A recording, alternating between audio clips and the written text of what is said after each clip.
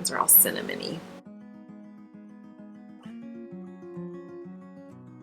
Hey y'all, it's Lindsay, and I thought we would just dive right in today with an Instant Pot adventure.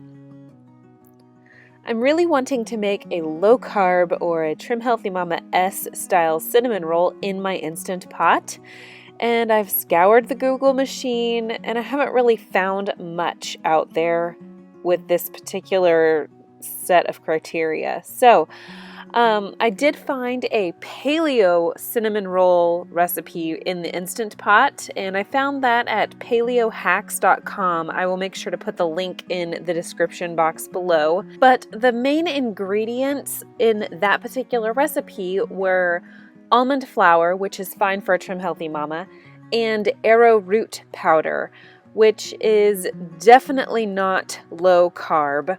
So I wanted to change it up, and I decided for this first experiment, I would use oat fiber in place of the arrowroot powder. Now, I kind of think that the oat fiber will absorb the liquid a little bit more than the arrowroot powder or arrowroot flour.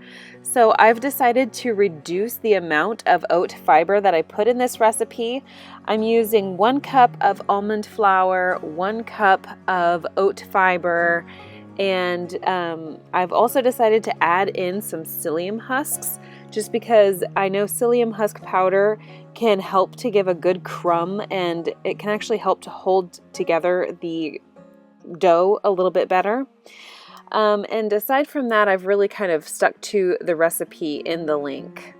Now, the author of the recipes recommends that you go through and you make your dough and then you refrigerate it. Now, I'm not sure how arrowroot flour modifies things because I've never really worked with it.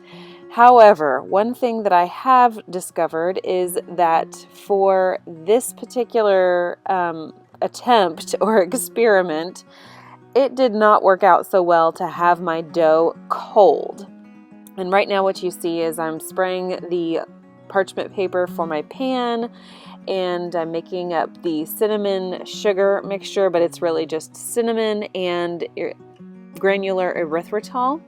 And I've got that dough in the refrigerator right now, setting up as per the recommendation on that Paleo Hacks recipe.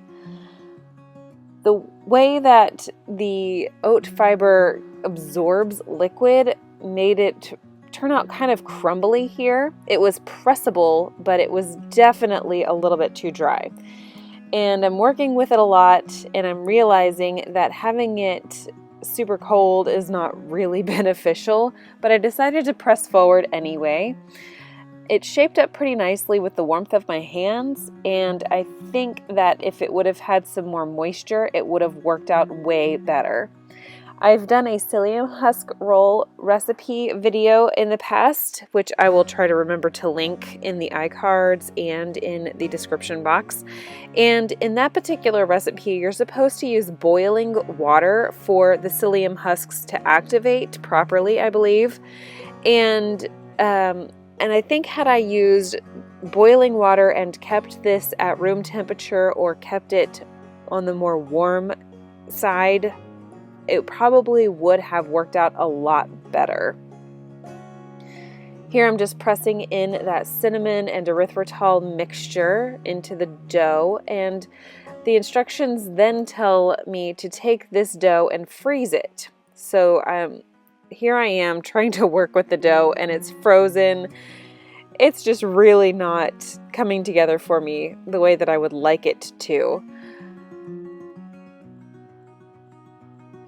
I was continuing to get more and more frustrated the longer that I had to sit here and try to piece together this dough.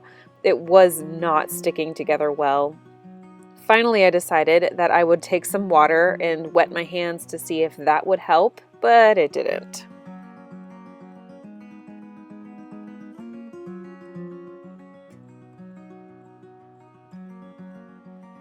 At this point in the game, I decide that I'm going to leave the dough out for a little while to try to get it to room temperature, and I tried rolling it again as this was happening, and I wound up with a huge mess.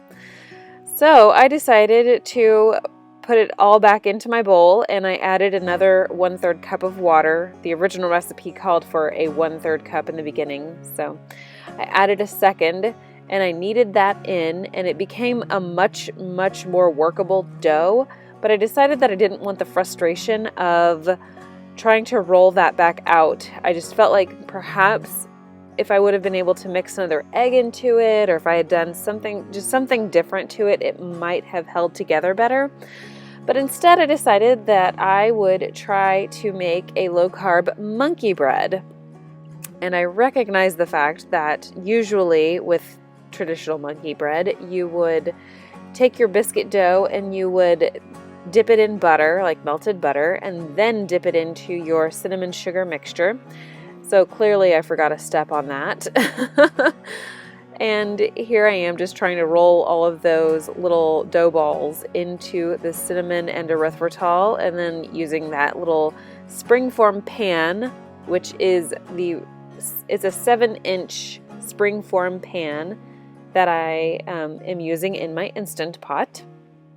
And I have to tell you that I started off with that Instant Pot doing the initial test run and then that lemon curd, which I showed in my unboxing video. I'll try to remember to link that one as well.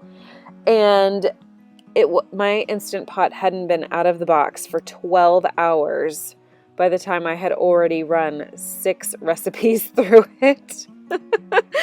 I was a woman obsessed. So already I have attempted the lemon curd. I've done hard-boiled eggs. I've done a cheesecake. I've done some chicken. It was like a lemon, garlic, buttery, low-carb chicken. That one I had to cook twice because, well, learning, I guess. And then I baked up another cheesecake in a jar, and I've also managed to make some chicken sausage and cabbage. So I've really dove headfirst into this Instant Pot world. So here I am. I've let that monkey bread cook in the Instant Pot for 20 minutes on manual, or on mine it's actually just pressure cook.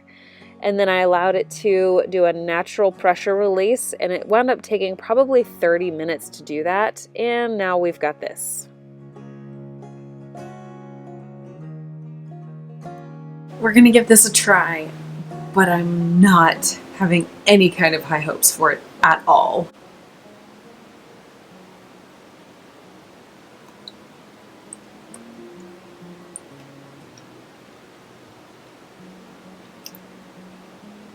Yeah, this is a fail.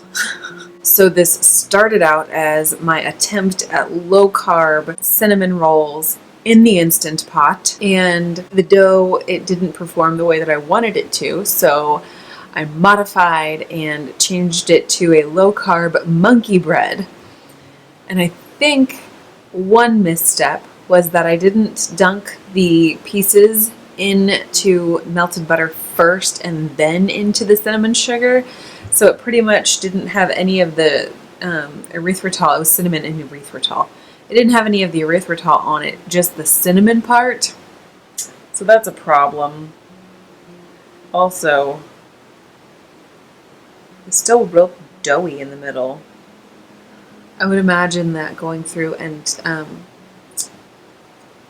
baking them for, or, pressure cooking them for a little bit longer might help, but ultimately this is not what I was hoping for.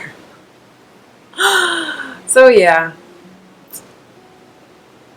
less than desirable. So I guess it's back to the drawing board for the low-carb cinnamon rolls in the Instant Pot, and it might not even be worth the effort to do it in the Instant Pot and just stick with fathead dough turned into cinnamon rolls.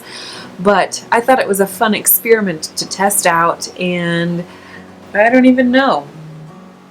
I don't know what to do with this now. I might go through and try to dip these into some melted butter and then bake them off in the oven just to see what happens, because it's kind of a bust anyway, right? My hands are all cinnamony. So anyway, thanks for coming along on this little experiment with me, and I really enjoy doing recipe videos and just sort of like come along with me kind of things, because I find it really interesting to not only see the successes but also see the failures. And this did not turn out, and it's all on me. I genuinely thought that I could substitute arrowroot flour for oat fiber and just like decrease the oat fiber a little bit. I've got a few other ideas that I'd like to try out just to see if those would work. Yeah, that's the long and the short of that. So thank you again for coming along with me on this adventure, and I will see you in the next video. Bye.